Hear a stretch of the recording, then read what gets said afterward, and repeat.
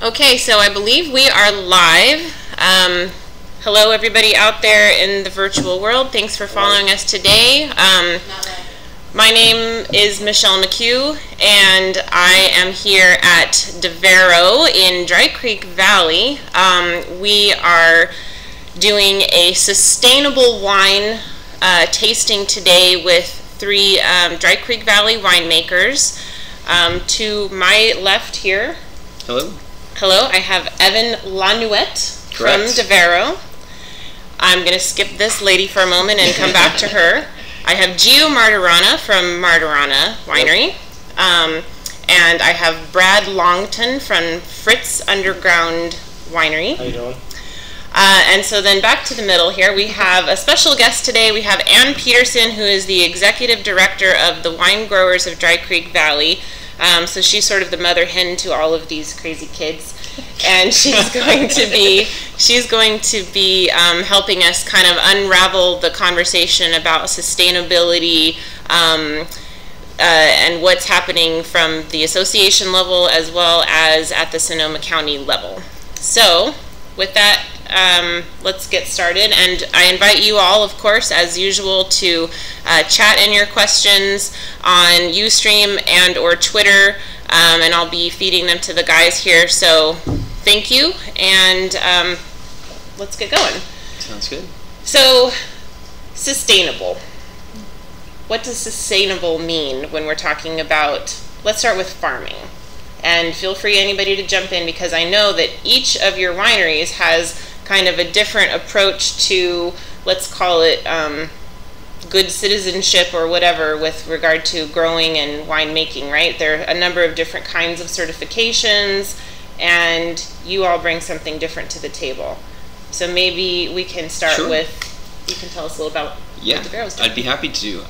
Well, for us at DaVero, we've been both certified organic and biodynamic, biodynamic since 2011 and organic since 2009.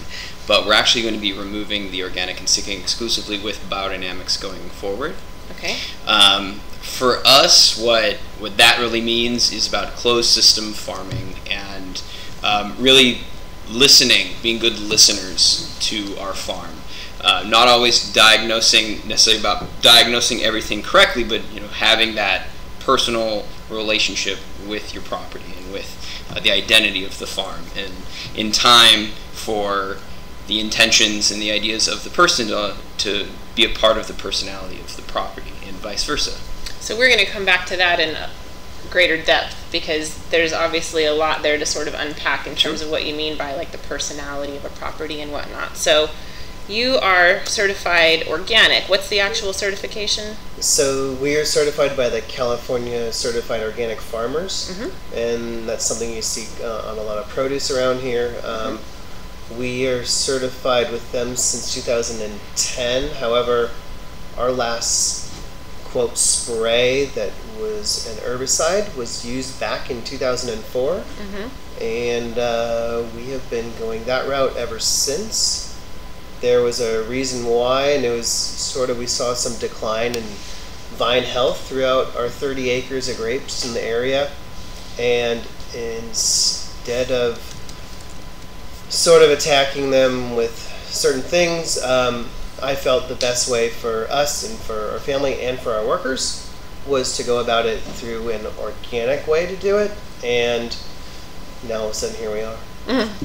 Right, with another big program that we're going to talk about shortly. So Brad, what's going on at Fritz? At Fritz, we are California Certified Sustainable Farming.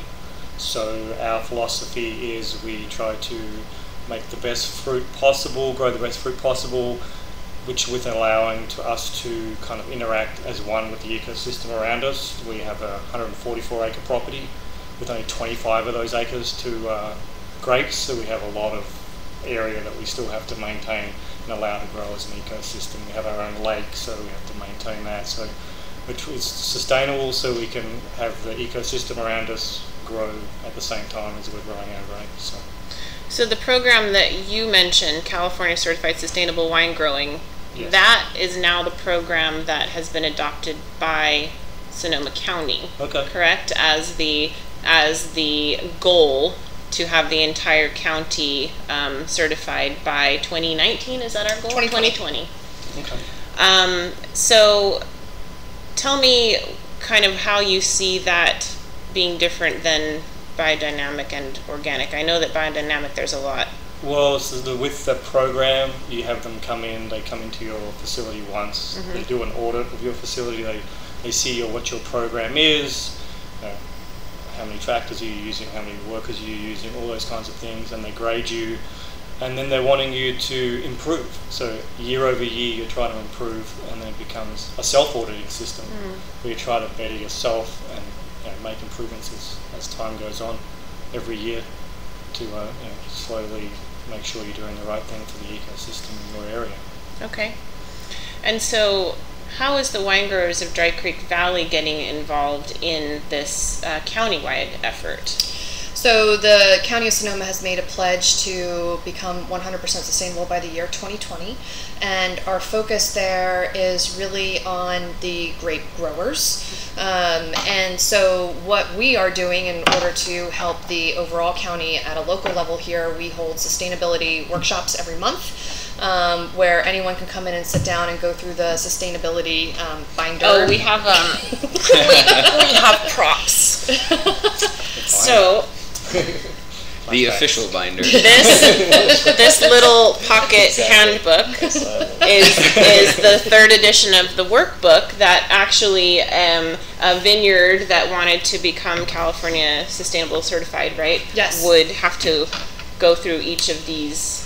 Yeah, so there's actually 300 different measures, and so, but again, it's on a graded system, so it's really what are you doing now, and then how are you going to put a process of continuous improvement in order to maintain your, and improve on your sustainable goals for the years to come. And it's not only about what you're doing for the ecosystem, but there's also a social equity element, which includes your HR practices and also maintaining profitability in the land for the generations to come. Okay. And we have some guests here. Just give us a moment here.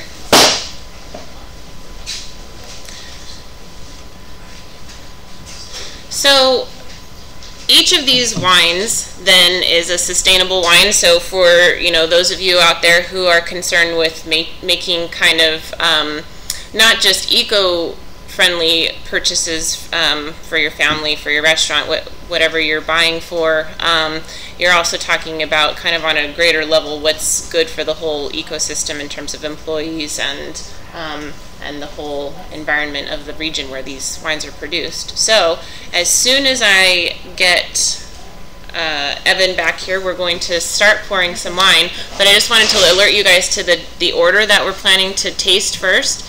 And if somebody could give me a shout out here on chat, you guys are awfully quiet right now, I want to hear from you. Make sure first of all that you're seeing our stream and that everything's going well and that you guys are engaging with us, because this is the whole point, because we want to hear from you as well. So we're going to first do the Alto Basso, then we're going to go on to the Cabernet Sauvignon from Martorana, and then we'll do the Malbec from Fritz. All right, so you want to get going with the Alto Basso. Sounds and tell good. us a little bit about this wine. And Sure thing. if I can play Mother, I think they call it in Britain, right? When you pour tea. Yeah, sure thing. Do So they do that in Australia too? No, they call it Mother. Sorry. So Alto Basso. So this is our first bottling of Alto Basso, which in Italian means high and low. So the Alto represents our hillside vineyard, which is the 60% Sangiovese, and this again is 2013.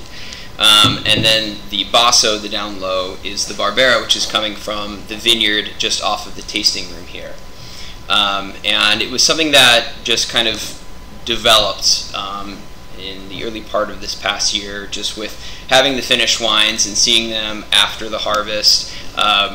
I just kind of couldn't help myself. We're doing about 14 different wines, different Italian varieties, and the inevitability with that is you start to just tinker and see what works.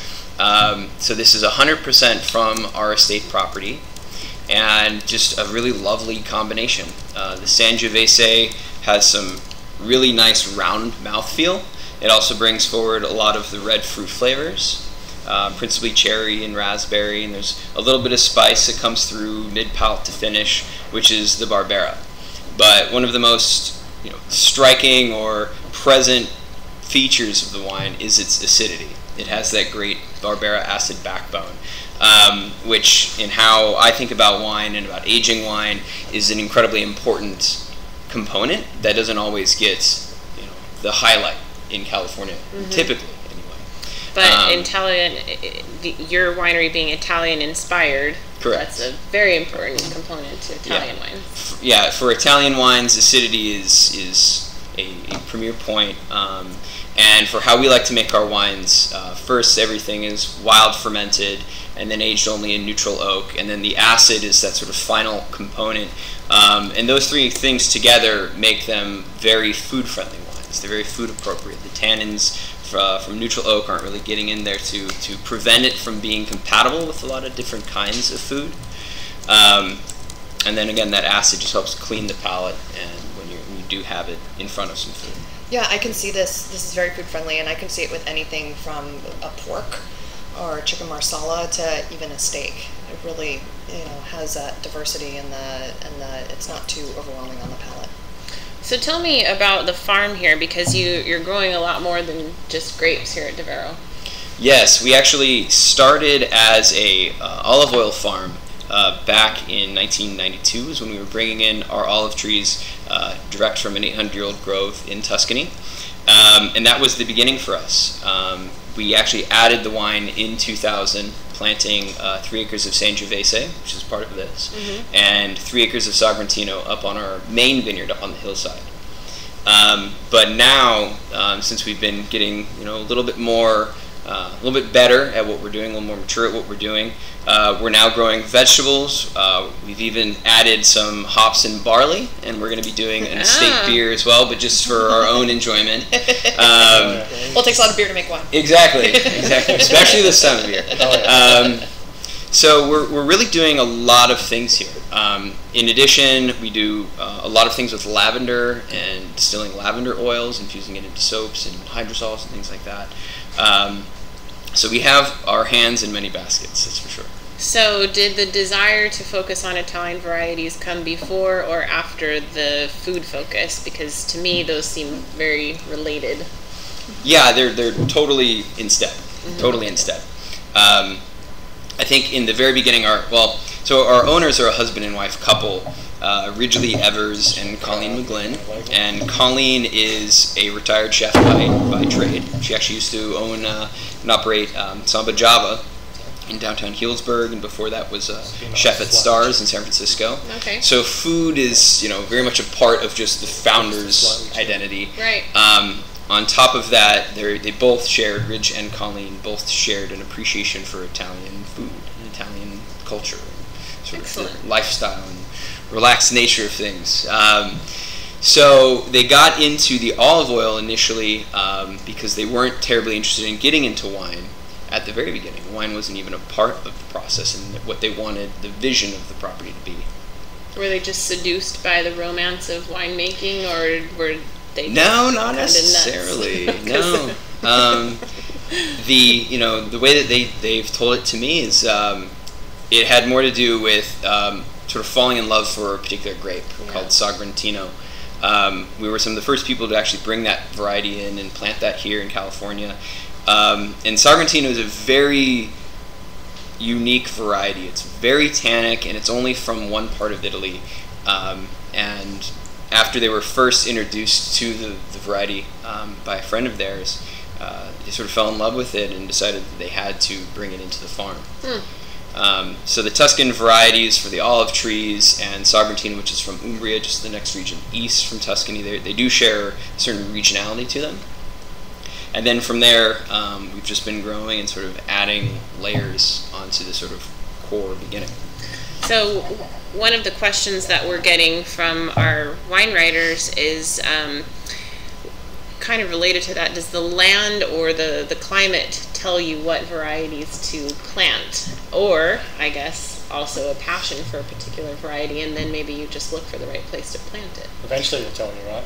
Well, I would say, yeah, eventually, you know, You can good, put bad, or it there, but ugly. it'll tell you what you should be. Right. Yeah, Exactly. that's You a can fight fantastic Mother point. Nature, but Mother Nature wins out all the time. Right? Yeah. If you want to see Mother Nature laugh, tell her your plans. You know. But when it came to deciding what to do, you know, really we got lucky, and that was that we were planting Tuscan variety olives. Because the olive and the olive oil is very different than wine. You know, it's a shallow rooting tree to begin with. What are the soils here? Up here? On this corner and up on this ridge that you're... The hillside's heavy clay. Heavy clay? Heavy clay. Down here, it's a mix of clay, silt, and actually a little bit of sandy loam Because of the on the river far probably. side. At one point it was this wide. Yeah, exactly. There's actually a line, you can see a line cut through the vineyard down here where it switches over from silt to sort of a sandy, gravelly mix. Okay. But the olive trees that we planted, being from Tuscany, they just fit very well. And with olive oil, it's a very pure product. You're just releasing the oil inside. You're not aging it. There's nothing that you're doing to it that's going to make it substantially better. It's just growing it in the right place, in the right conditions, you know, sort of in the right way, making sure you're doing sort of the baseline correct. But everything else after that is outside of your control. So when we planted those, that set us on a direction of kind of figuring out, okay, this is working, why is that working, what's the next step? Yeah. So I should mention, speaking of Mother Nature, we're actually right in the middle of harvest, not just here in Dry Creek Valley, but throughout most of California, all of California now. So we're extra fortunate to have pulled these 3 very busy winemakers out of the vineyard, out of the cellars right now to come sit with us for an hour. And we almost didn't get it. Last second addition, Mr. Longton over here. So what do you guys think of this wine? It's nice. Yep. I think it would be a great porch wine. Slightly chilled, a little bit of ice. Yeah. Not in the wine, but put it on I was ice. going to wait for that one. Yeah. Put it on ice for a little bit. I think it brings out a little bit more of that bubblegum flavor that's coming out of the wine. I'm going to save myself because I like to come back to them all at the end and then pretend that I, am only doing it for review purposes. Gotcha. So Michelle Williams is saying that she's getting like an olive tapenade kind of note on this and wondering if there's like any kind of influence from all of the olive trees. Are you guys doing black olives here? What? Many different varieties? Well, we're picking them just before they start to really turn from green to dark. Wait a second. Sorry, is this a dumb question? There are no black varieties. There are only like overripe green ones. As far as I understand, that's the way of it. It's sort of green to black. Wow. And I did not know that. We'll go in and we'll start picking them when they're still, we see a couple changing, and we'll pick them when we can get that green flavor, and then by the time we finish, usually mid to late November, we've got black olives.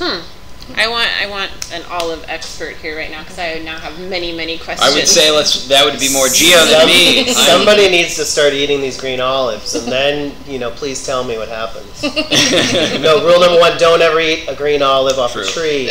Do not. No, they're not very tasty. Yeah, I was up at the property and I was like, oh, that's why your mouth will be spiced for an hour. Oh yeah, burning. Yeah. Exactly. Yeah. Oh, quick question back on Sagrantino before we leave that. So Ken is asking if he can drink 05 Sagrantino now, or if From he where? should. From here? Well, good question, Ken. Can you be specific? But I guess my assumption was that we were talking from ours here. Okay. Well, for us, our first vintage of Sagrantino was in 2007, so the 05 would have been a bit green tasting. I think his question is really how long do you have to wait? What are we seeing the Sagrantino's timetable is? For us, it's minimum 2 years in barrel and bottle for when we have at least a Reserva year. Some years that are not quite at the Reserva level, at least a year and a half in barrel and probably another year minimum in bottle, but it takes a long time. The 2010 we released in December of 2014, and even up to today, when you open that bottle, you need to give yourself a good 2 to 3 hours to let it open up. If you decant it, you can do it in 2. If you don't, it needs 3. It takes a while. Even if you come back 24 hours later, it's still beautiful and it's opening up more and more. But for us, ours is a particularly floral Sagrantino. It has all of the primary tannins that you'd expect it to have, but it's a little bit more blueberry than sort of the driving red fruits that you get out of Umbria. So people are liking this as a pairing for lamb and saying that maybe, but kind of alternatively, maybe there's some similarities with Beaujolais. Certainly the color and sort of the translucent aspects of it. So kind of moving from that to a variety that people are going to know much better, Cabernet Sauvignon. This is from Martorana. And so Mr. Gio, can you please tell us about this wine? Certainly. So this wine comes off, to be quite blunt, this is fruit forward. We're getting berry right away. It actually leads into some cherry. And everything you do is estate grown, right?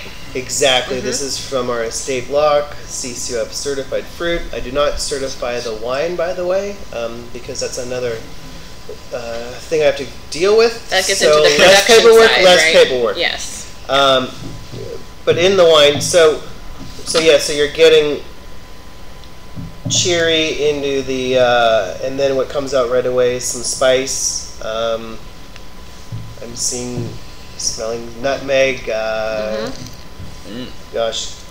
cloves.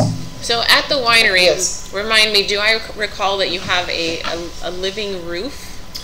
Exactly, yeah. We tried to incorporate this little swale we had in the vineyard, and we built the building sort of half buried, half exposed, and then covered back up with dirt, and then utilized dirt to create a living roof in order to not impose such a large building on the landscape. I mean, when you drive around these roads around here, you see these beautiful vineyards and these rolling hills, and we really tried to preserve the natural character of the land,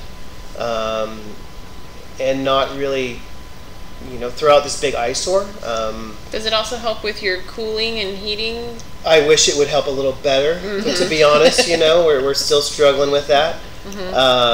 So that's why we did that, actually, though. And so now we have some lovely cut flowers up there, and sedums and yarrow, and that actually also helps us out with bringing in a little bit of beneficial insects into our vineyards, because we are cover cropping and composting. So what does the vineyard look like right now? I mean, when we're in the middle of harvest, what's the ground cover like? Give us a visual. Certainly. So the vine rows now have all been tilled in, so they're pretty much bare. We're now seeing quite lush green growth on the vineyard canopy, and we're seeing dark red fruit right now. So when did you till? Is that for convenience so people can get through more So easily? typically what happens is after harvest we broadcast compost, and then we cover crop with a certain type of seed in order to grow that cover crop throughout the year. Legumes and soybeans and things like that. Nitrogen rich. Mustard. We actually tend to Does stay anyone away eat from the soybeans? super nitrogen rich. We actually use oats, purple vetch, Magnus peas is where we pick up some of our nitrogen, and so then we'll till that in, actually in the spring. Okay.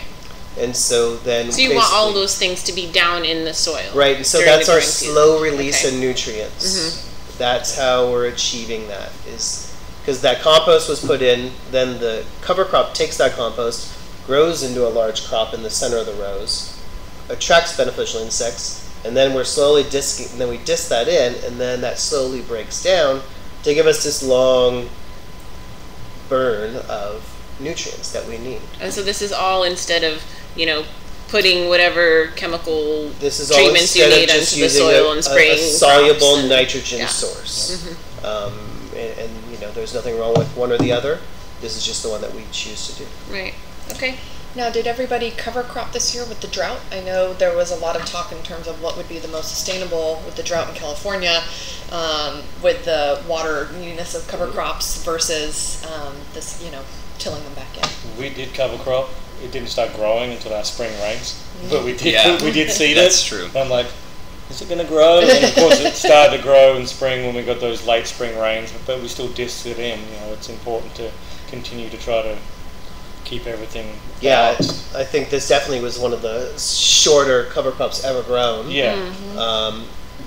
This year we're sounding like Godzilla might be coming.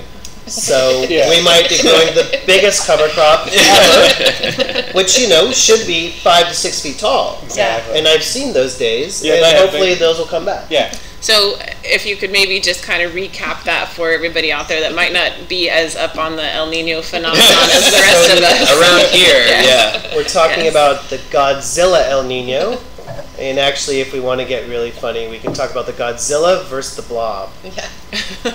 And so, as you know, the blob's out there on that Pacific, because we're right out there. And that's the warm water, and the Godzilla is the El Nino that they say is going to be great and big. However, that's going to be great and big most likely down there in LA no matter what. Whether or not it comes up to us is the question, and whether or not that warm water out there has an impact on it is the Godzilla versus the blob. So if we do get a Godzilla El Nino, does that really help us with the drought? Because from what I understand as a non-farmer, snowpack is sort of what impacts our water levels more than anything. In And so California, now, yes. Yeah, around And the we need snow. right, Yeah. right, So- Central Valley especially. Yes. right. So yeah, we can get rain here, and that'll be great, and we'll fill our reservoirs. But will it get to the Sierra Nevada, and will it actually be powder days for all of us skiers? Right. So then we're cool. But Yeah, so as a skier, this is definitely bad news if we don't get more snow. Right. Oh, definitely. But as winemakers, now we're in year 4 of the drought, and so some of the story is that people have adapted, but the other side of the story is that to grow good wine, you have always been pretty reliant on dry farming, right? And vineyards that are well established with deep roots. And so, can you talk a little bit more about? Even though we're in the middle of a drought, you guys will probably agree that we've had enough rain in Sonoma County every year to what they do considered field soaked, where the water table is down and will not go below where the root zone is. So even though we haven't had rain, significant rain for a year, you dig down. If you want to dig a hole 3 or 4 feet down, you'll probably hit some moist soil where most of our roots from our vines are all sitting. So we haven't had to increase our watering at all to get a good amount of canopy growth this year. So everyone's saying we're in a drought, we're having to use probably less water this year because we had late heavy rains that field soaked everything. We had some of those later spring, and I think even one in like May. Yeah, I was gonna say May, early June, somewhere in there. We haven't had to change, and the vine is a very resilient plant. It doesn't need a lot to begin with, so I feel like we're kind of in a normal place. Yeah. We actually did water early. We felt some of our stuff, we wanted to get some more water out there. Those seem to set fine, but however, Cabernet just set horribly, and I think that long drawn out crazy spell we had. Yeah, it was like warm, cold. Exactly. And there was a fair amount of wind, at least for us. We got a lot of wind in the flower set, and I didn't know if that was really going to create a problem for us. And it's hard to kind of know exactly where some of those issues hit. But by the way, I'm getting this really cool oregano note on this. Yeah, Very the herbaceous. spice keeps coming. It's got a nice. And then there's a little bit of oak in the back. There's that nice Dry Creek black olive. What's your oak treatment on this? This actually sees a couple Seagun Moreau barrels and a couple Radu blend barrels. Yeah, so the new oak is about 40%, 35% on this vintage. So my vine spot was asking, does anybody here do any native fermentations? Not on the one we're tasting here, but on Pinot Noir and Chardonnay, it's all 100% native fermentation. Oh, okay, interesting. So then the question is, kind of what are the effects of doing that versus inoculating with commercial yeasts? It's easier. Easier? It takes care of itself, right? It's a little small. While you're talking, I'm going to pour your wine here. When you're doing a wild fermentation or a native fermentation, it's usually... And this is not native. This is not native. I have tried it, and it didn't quite work out. So, but generally with a native fermentation, it's a succession of yeasts. One yeast will start the fermentation, and they'll kind of it's a tag team event. It's like a relay race. It's like it's your turn, I'm dying off, and you get the benefits of all those yeasts as it goes through. So it becomes a little bit more of a complexer wine, a little richer wine with the native fermentation. Yeah, for us, everything that we're doing is all native fermentations, and you definitely see that sequencing, especially with the dessert wines. It might shut down a little bit, then peak back up. Yeah. You have like this long 2-month fermentation. But in terms of subtlety, complexity, it's great to see that, and every year is always a little bit different. I've tried a couple of native fermentations, but typically I feel comfortable with using the yeast that I know. Yeah. And I make a small amount of wine, and I need that stuff to be good. Right. Yeah. And so I cannot be playing around with other things. Don't like Russian roulette?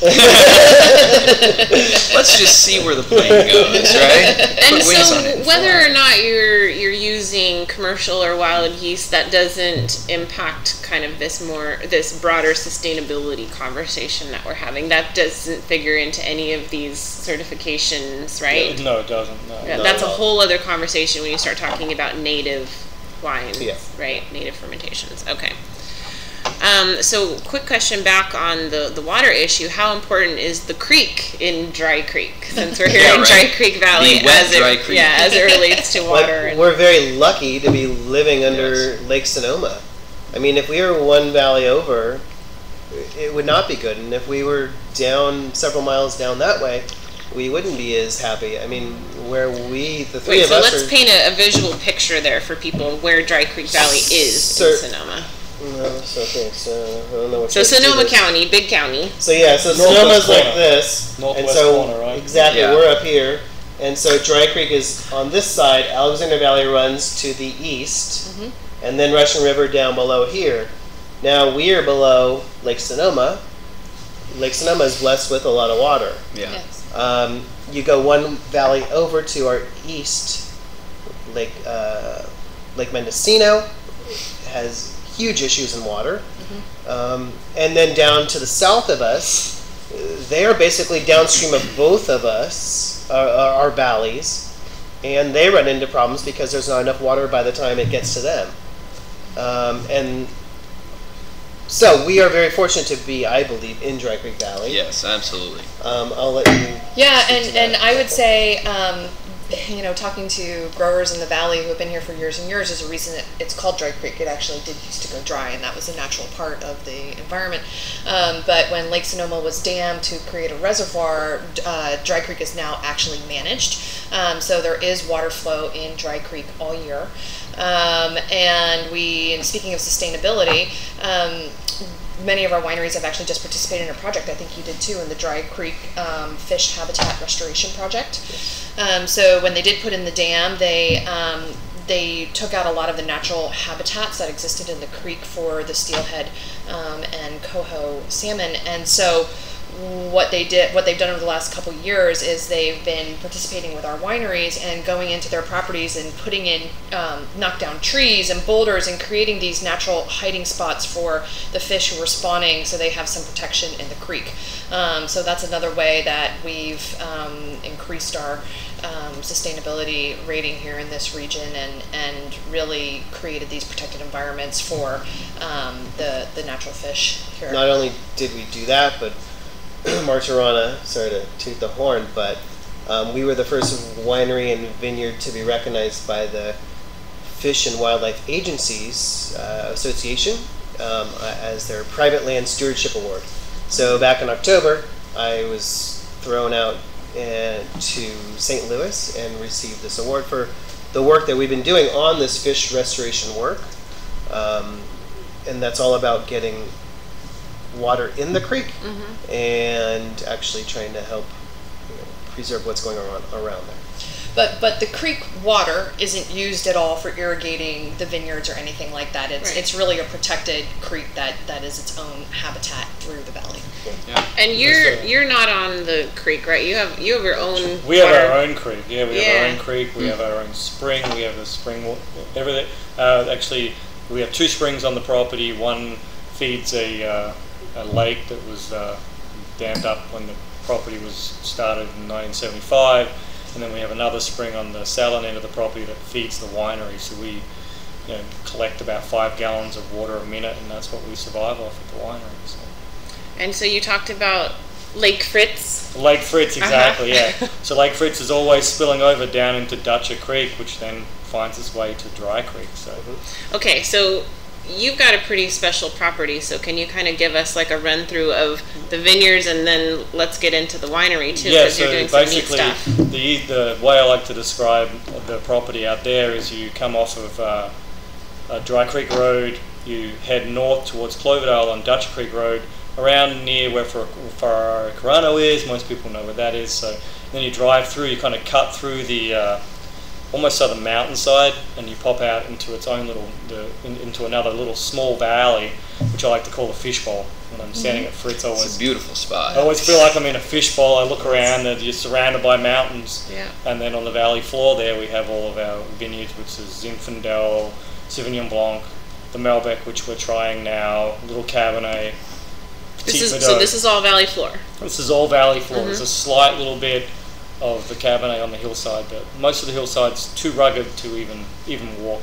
Yeah, because you mentioned you only have, 20 acres planted? 25, sorry. It was 25 acres for the whole winery, and vineyards, it's only 16 acres planted. Oh, okay. So it's pretty insignificant compared to the 120 acres the property is. So.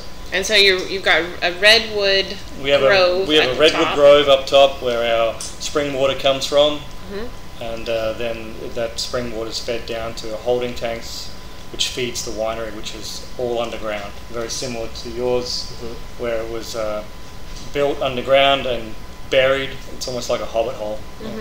Picture yourself in the Shire, right? Open that little door and walk straight in and find all the barrels and tanks all in different nooks and crannies of the facility. Well, and Fritz has been sustainable since long before that was a term that people knew to throw around at retail, right? Yeah, that was the reason it was built in the mid-70s. It was built to be underground. It was the middle of the energy crisis in California, long before I was born, but apparently that's what was going on. Long before. But it was originally built to conserve energy. Again, we do a pretty good job of being able to maintain about 60 degrees, 9 months of the year underground without any effort. Obviously, this time of year as it gets warmer and every single door in the place is open, it gets a little it climbs, but we can maintain about 60. And it's not just the temperature sustainable aspect we have gravity flow. Fed, right? The crush pad is on the hill, and then everything in gravity flows down into the winery. And why is that special? What does that do for the wine and or your sustainable goals? Well, obviously the less pumps you're using, so less electricity you're using, and then there are theories out there that the less you have to beat the wine up with a pump and stopping and starting, then the less you're doing to it. The less you're doing to it, more is less, right? Or less is more, I should say. Less is more. So yeah. Can we ask about why Malbec? It's such an unusual variety to find in Dry Creek. Well, originally it was planted in the southeast corner of the property in a very heavy gravel area, where and we thought it could be a good component to help out our Cabernet. Dry Creek Cabernet is a very unique Cabernet. I love it, but it's not your fruit-forward California style that everyone's used to. You have those nice olive notes to it that some people, you feel like you have to hide for the consumer. So we started Malbec, which is more of a fruit-forward kind of a backbone wine, Bordeaux style, like Malbec's your backbone. You got your Cabernet for your fruit and everything else. But in 2010, the vineyard was now established. It was about 6 or 7 years old, and I was like, this is fantastic on its own. So It's wonderful. Yeah, I love where it is kind of between. moved off onto its own. It's almost overtaken the Cabernet as our powerhouse wine. Oh, really? Yeah. So And bonus that it became known amongst consumers thanks to Argentina. exactly. Timing's everything, right? Right. So do you find that consumers are looking for sustainable wines? Does that help sell wine? That a wine is either organic or sustainably certified? I think as consumers, no matter what we're purchasing these days, we want to have a fair idea of where it's coming from, how it's being made, whether it's serving the community as a whole. So I would assume that a fair amount of the consumers are happy to see that it's sustainable. Yeah, I mean, people when they come out here, they're here for a nice weekend. Everyone has their reasons why they're in wine country, and then to find that what they like also is not hurting. It's sort of a neutral or even helpful to the environment. Yeah. That's just furders their experience, really. And that's probably an unfair question to some extent to you guys who, as the winemakers, are spending most of your time here and not thinking about marketing and being out. I was going to say with the exception of how many cases do you produce? 2,000. So I'm watching what's going on, and I do see some people coming in the door because there is a certified organic sign on the street, but not that many people are actually mentioning that. I think it's just because in this area, there's just not that many people doing that. And there's also, I think, some people don't want to taste organic wine. Because it's had kind of a mixed reputation. Because it's had a mixed, exactly. And what do you attribute that to? Well, the lack of sulfites use. I use sulfites. I don't make organic wine. I make wines made with organically grown grapes. And so there's a big distinction going on there, and nobody really knows that, and people need to be educated and understand it. Yeah, so if somebody had a particular sensitivity to sulfites, then they maybe shouldn't be drinking wine, or need an organic wine. Right. But there's wonderful organic wines. I think it just goes around to say all's good. Okay, so I want to talk a little bit more maybe about the Sonoma County effort here. Yes. So this was launched last year officially? Last year, we're in 2015. It was launched in January of 2014. And the goal was to be 5 years to 100% sustainability. And it's not only certified sustainable, but it's assessed sustainable as well, and that applies to the grapes grown in Sonoma County. So it's not necessarily the same, it's the same distinction that you made. It's how the grapes are grown, not necessarily how the wine is produced in the winery. So that's the distinction there. They just came out recently, the commission, and said that they are almost 40% already in Sonoma County assessed sustainable, so they're well on their way to making that goal of 100%. It's been just a huge undertaking, but one that a lot of people are really excited about, and I think there's a lot of trepidation from a lot of our grape growers because a lot of them have just been keeping hand records for 70 years and just know in their head everything, and it's not sort of this very corporate documented process. So there's a lot of trepidation from people to come out and say, this is what I'm doing, but I think what's important to know about sustainability is that it is that process of continuous improvement, and it's not something where you're being asked to document every single month everything you're doing and send it into a government organization. That's not what they want at all. It's really about that process of continuous improvement. So this year, if you only rate a 1 on your irrigation practices, they're going to look then in a couple years you're now at a 2, and it's a 1 from a 4, a 1 to 4 scale that you get rated on based on where you are in that spectrum. So it's been really fun working on the project, because monthly we have people come in who have 2-acre vineyards that have been in their family for 70 years, or we have people come in who are vineyard management companies that oversee 200, 300 acres and go through the assessment process. And what's really fabulous about it is that it's such a strong commitment and a bold commitment, and now Sonoma County is being recognized globally as one of the leaders in sustainability. And in the long term, what it will do is create a premium for the wines in the marketplace, because they will be perceived and will contain a more valuable product. And like you said, I think consumers are a lot more savvy now and aware and want to buy into products that are something more than just the product itself. So from a growing perspective, we have a question: are certain varieties more difficult or more impacted by attempts to grow, let's say, organically, or It seems to me that organic grape growing is not that hard. I think there's other crops out there in the world that are hard to do organically, such as strawberries, something like that.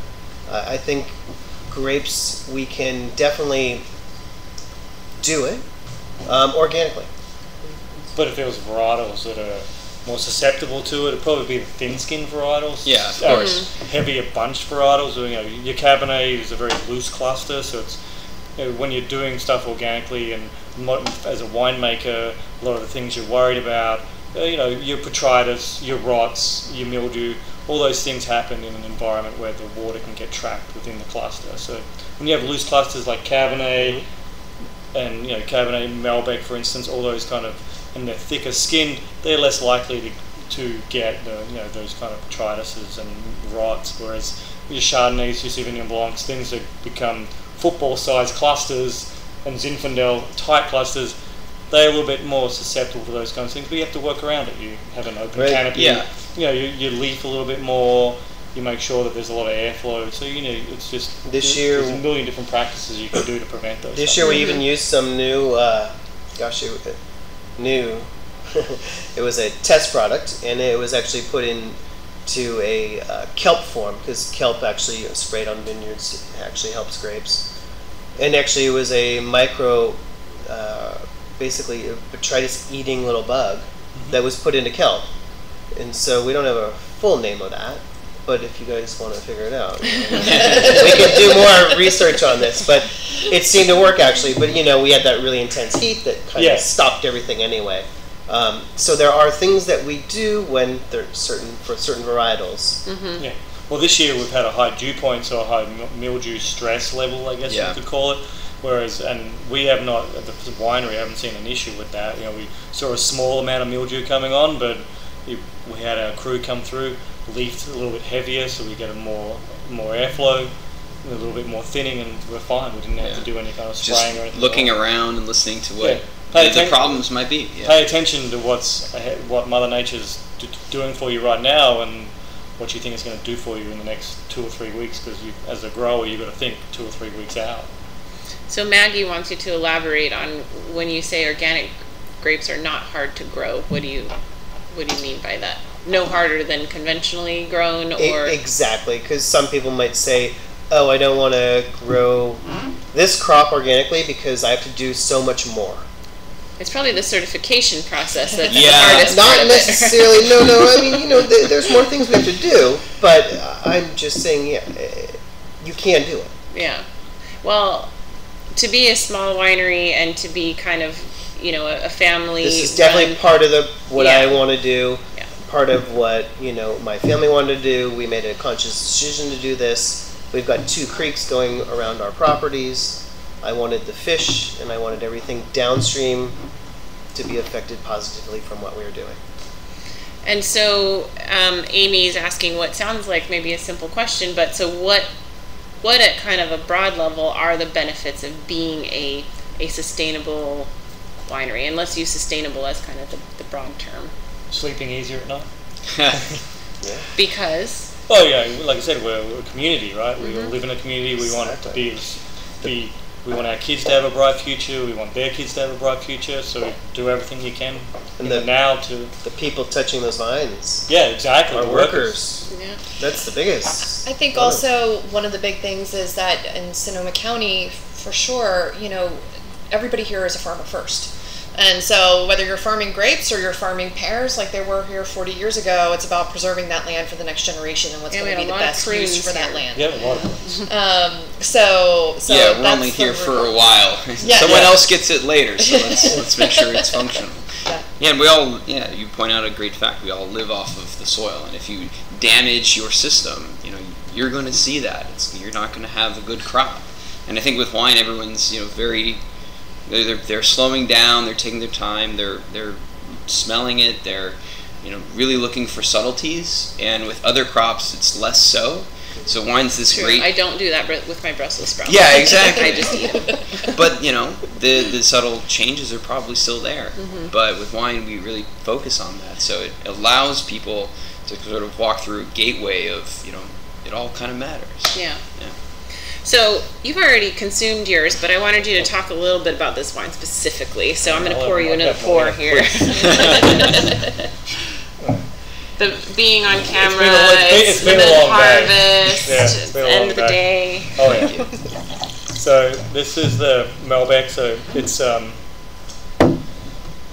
obviously get it pretty ripe, really ripe actually, probably as ripe as I can. So what is coming up? Probably about 26 bricks. Mm-hmm. Nice and pillowed, I like to call it, the berries, like a little soft, like you could kind of, if you were a little midget, you could lay down and fall asleep and have a good night's sleep. But I do about 20% whole cluster across the board on all of my red wines. I do a little bit of whole cluster. I like to get a little bit of carbonic fermentation going on. Brings it a little bit more of a fruit-forward style. Most consumers consider California wines to be something they consume as soon as it's put on the shelf. Mm-hmm. So we have to do the winemaking accordingly. So a little bit of whole cluster helps with that. It does a 5-day cold soak, kind of let it soak down, and then it's 5 to 7 day fermentation, and a extended maceration for about 2 weeks, where it just sits on the skins, and I leave it about 85 degrees, so you can kind of soften the wine, extend those tannin chains, so they're a little bit more approachable. And it's aged for 15 months on 50% new French oak. The oak I use a little bit of Redoux medium toast, and then I use a little Douro Limousin. So Limousin is typically known for used in cognac. It's a wider grain oak. It's a very aggressive oak early on, but as it ages, it settles out and gives a little bit of light. I like to call it like mocha chocolate, kind of darkens everything up, kind of makes it more dessert-like. So what do we want to eat with this? Actually, I had a fantastic rich, we had a winemaker dinner down in the cave 2 weeks ago, and we just had a really rich chocolate pudding. Mm. So this is this is you wouldn't think of it, I'm there. But that sweetness level kind of is important, because I was thinking pork chop with a little you always sugar, go there, but the chef came by, he's like, what do you want to do with this? I'm like, well, we've kind of laid everything out, we've got our cab for the meat dish. I'm like, well, let's put the Malbec with dessert. So he made a really rich, bittersweet chocolate mousse, and it was just right on the money. And you brought some, right? Oh, I didn't bring any today. I'm leaving everyone hanging, right? We barely pulled you out of the winery. Well. You wouldn't think that Malbec could be a dessert wine, but it can be in the right context. Well, they do some late harvest Malbecs, right? Not here. Not here. Yeah. I'm speaking of the broader world. Probably more like Argentina. I'm sure that somebody's doing it. Yeah, right. Yeah. Somebody's Cahors is right where it's grown in France, so they're probably not doing late harvest. The horror of such a concept. I don't think they're doing anything late harvest in France. Right. Right. Well, your late harvest Zinfandel though is fabulous. Yes, we have an acre of old, well, not that old, but in the 80s head pruned Zinfandel that we kind of leave out there till everything's clean. all the harvest equipment's clean. I'm like, oh yeah, Now it's time. now it's time. Yeah. So We almost all went home. And, So there's a couple of questions here that are just coming in, like as everybody's seeing that our time is getting short. So one, if we can just talk generally about water restrictions in California, and then I think kind of a couple of related questions. Is global warming making you plant in different areas? And then which sustainable farming practice has been most significant to improve quality? So let's talk just kind of generally about water restrictions first. So I'll give my 3 cents really fast. So, supposedly we're supposed to have all wells metered in Sonoma County within like 2 years. That'll make a huge difference. We used to think that if we own the ground, we own the land under it, the water under it, sorry, and maybe we don't. We know that. So we'll see how that shakes down. So you own the land, but you do not own the water beneath it. Exactly, because actually all groundwater is destined to residential use, number one, before agriculture. And so that'll all shake it out in its own. Okay. I'm not into the water. I didn't know that. That's interesting. The second part, I'm sorry, and third was... Okay, so then the second part is global warming making you plant in different areas? We'll just make our plants work better. Right. We'll adapt, or we'll all be making, I mean, I think from a broader industry standpoint, what the conversation is that maybe regions that weren't especially viable for certain varieties are becoming more viable. Right. Yeah, the macro and the micro are going to be very different, and not to mention you could have different climate patterns, different. Will the rain Mosel be patterns. not making? Is Riesling, it global warming, or is it just because we're becoming such a science-based, analytical-based culture that we're figuring out how to grow in areas that could never be grown before? Right. Yeah, Because those two global things warming are totally so it's there. because Yeah, and just back to the water restrictions, I mean, we haven't seen here in Sonoma County a lot of the water restrictions that the rest of the state has, and I'm sure this person's probably referring to everything they're hearing nationwide about almonds and whatnot, because Sonoma County did get its fill of rain the last couple of years. So here, locally, in a micro level, we're okay. we're doing our part as a part of the community of California, where we're all reducing our water uses, but we are okay. Awareness. Grapevines don't want water. We don't want to give them water. Right, you don't want wet feet. We try our best to lessen the water that they get. And that's one of the things that we always try to talk about as an industry, is that grapes are one of the most water efficient crops that you can grow. And really where you're seeing water restriction and the drought being more of an issue is in growing food crops in California, and almonds and alfalfa and things like that, right? So yes. So for our purposes, not as much of a dire conversation. And then the last question was, what sustainable farming practice has been most significant to improve quality? And I'm assuming in the fruit quality, because then what you do with it is your own business, right? How we mess it up is Right. our business. Right. Yeah, right. Oh, I thought that was going to work. Guess not. Yeah. That's a pretty big question. Right. It's a hard question as a I'm just right? passing Because along. every year is different. So how do you say what is what we're doing to help the ecosystem benefiting the wine, or is it just because the growing season was different? But to look Gio at the looks whole. like he has some specific thoughts on it. Sorry. Go for You know, it. I've one of our blocks of Zinfandel has seemed to take better to less nitrogen, and I think that was less nitrogen being pumped into it conventionally, and it seems to look much better now. Now being grown organically. I don't know if that's just because of what has happened to that specific block, or but over time, yeah, I think it grows better. I don't know. And you were saying? Well, I was going to say just in how sustainable farming goes about, especially with vines, cover cropping is probably one of the things that I see that has such a multiple impact. It's not just soil nutrition; it's also ecology, microecology of the soil, and it's also insectary.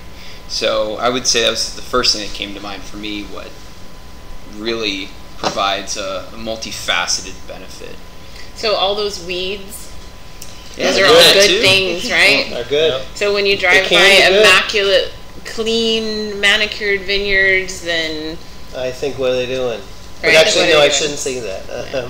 I mean, even one of our cover crops, you know, we planted this mustard called Caliente 119. And we know that when we cut that into the ground, that actually is a nematode has a nematode killing factor.